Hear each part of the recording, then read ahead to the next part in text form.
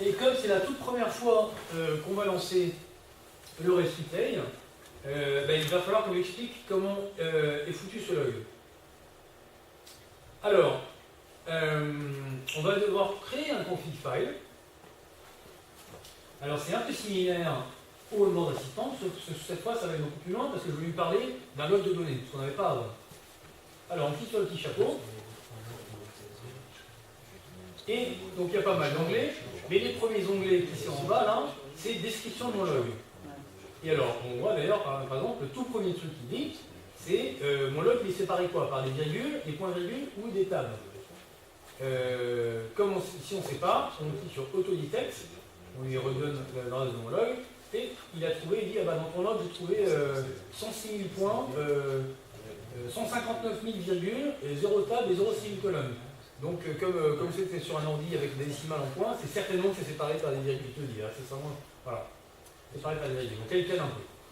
Ensuite, il va falloir qu'ils disent tous les labels qui sont en haut du log. Donc, ce qu'on peut faire, c'est qu'en bas à gauche, je peux lui faire read log labels. Alors, je lui redis, par défaut, il me reçoit bien. Vous êtes bon? Ouais. J'ai pas le point CSV là, dans WinShore. Dans WinShore, tu n'as pas le point CSV? Non. Est-ce que c'est pas par hasard parce que sur ton ordi, il cache les extensions, donc il y a marqué ton point log? Le point XML. Alors, d'accord, il faut annuler. Annuler, c'est parce que tu es sur une mauvaise case. Toi, tu as cliqué sur config, nous, c'est sur le log file.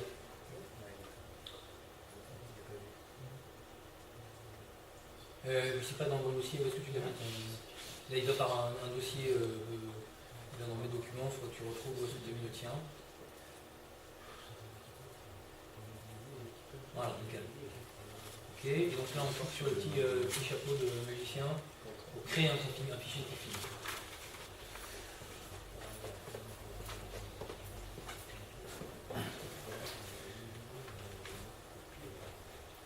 Donc, c'est parti. Donc là, il va lire tous les labels. Donc, il fait OK.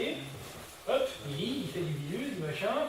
OK. Et puis maintenant, il faut que je lui dise, je lui parle les premières variables importantes. Évidemment, c'est le tampon d'heure et puis le GPS. Alors, il y a plusieurs possibilités. Est-ce qu'il y a un champ date, un champ heure, ou est-ce que c'est le même, etc. Ça, il faut que vous ouvriez votre log pour le savoir. Comme les logs, parfois, ils font 5 mégas, et je ne sais pas si vous avez déjà essayé d'ouvrir un log de 5 mégas dans Excel, ça ne marche pas très bien. On va faire un raccourci qui fait, je peux voir un extrait de log, ça va me montrer que les 20 premières lignes, donc on clique là-dessus, je reprends mon log, et il m'ouvre un petit bloc-notes, et là c'est super pratique, parce que tout de suite je vois, ah bah là, le champ heure, champ date et heure, c'est deux champs différents. Donc ici, je vais cliquer sur date et heure sont différents, et puis je vais aller chercher, le champ date, le label, c'est celui-là. Le champ heure, c'est HHMMSS. On peut vérifier dans l'extrait de log.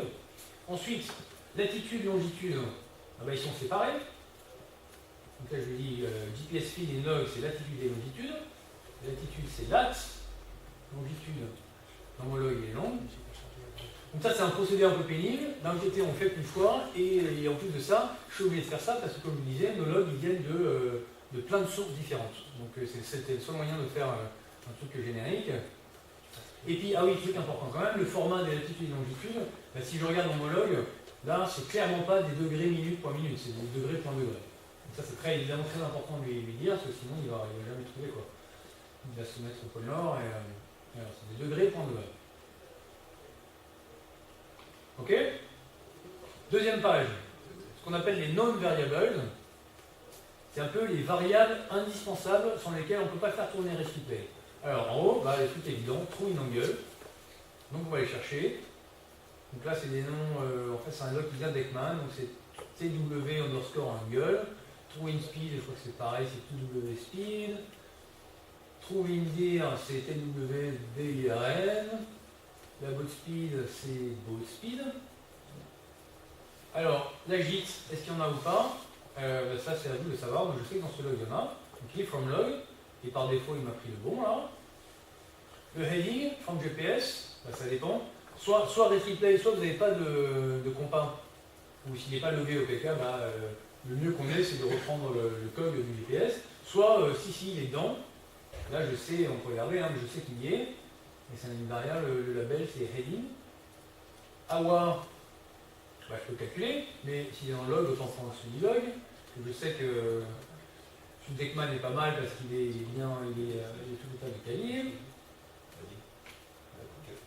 Le SOG, pareil, je sais qu'il vient, il s'appelle, dans Deckman, ça s'appelle ext-sog.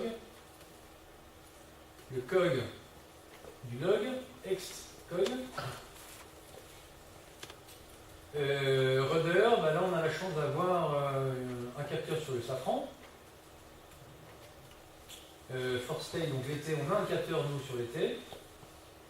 La trim, c'est l'assiette du bateau. Une question avec vos compas. Vous avez, Paul m'avait dit, Paul Fred à NKE m'a dit que vous aviez. Il y a l'angle de gîte. Ouais. Il y a de l'assiette ou pas? Dans le compas, ouais. Dans le compas, ouais. Donc, tu peux mettre une sortie compas, gîte et assiette. Gîte, tu peux, mais. Ok.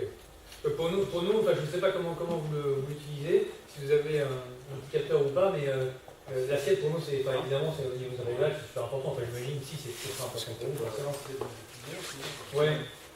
Et sur le bateau Cosmo, j'imagine en parlant sans regarder quand on est dans l'assiette. Hyper important. Donc là, il faut qu'on l'a. Dans le log, il s'appelle trim. Le courant, plusieurs possibilités. On ignore complètement.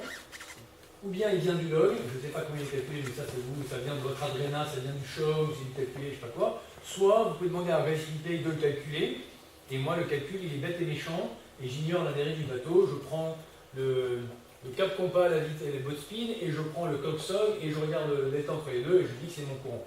C'est faux, mais intéressant quand même. Donc là pour le coup, nous on l'a dans le log, on a la chance d'avoir un truc, je crois que ça vient. Je crois qu'il est calculé sous Deckman, et sous Deckman, il fait un calcul, mais par contre il utilise la leeway, elle est calculée par une formule empirique, là, avec la gîte sur la boat speed au carré ou un truc comme ça. Qui fait que tout ça pour dire que lui, il va bien regarder le cap du bateau, vitesse du bateau, cog, SOG, GPS, faire le delta, enlever sa dérive calculée, et il va dire ce qui reste, c'est du courant. Donc ça vaut ce que ça vaut. Donc current dir, current rate. Ensuite, variable de performance. Alors là, vous avez l'option, la VMG, soit je la recalcule, soit Reactivity vous la recalcule, soit vous prenez celle qui est dans votre log. Là, on est dans le log, elle est bien. Alors, pour la VMG target, par contre, ah oui, je peux la prendre du log, mais là, puisque moi je lui donne une polaire en entrée, autant que lui me recalcule avec la polaire qui est en entrée. Puisqu'on en a parlé ce matin, mais si jamais il m'arrive de retoucher une polaire, toutes mes targets changent. Donc ça m'intéresse que quand je relance le résultat et ma trace, les pourcentages de telle polaire, etc., je vois, elles sont en rapport à la polaire que je vais donner en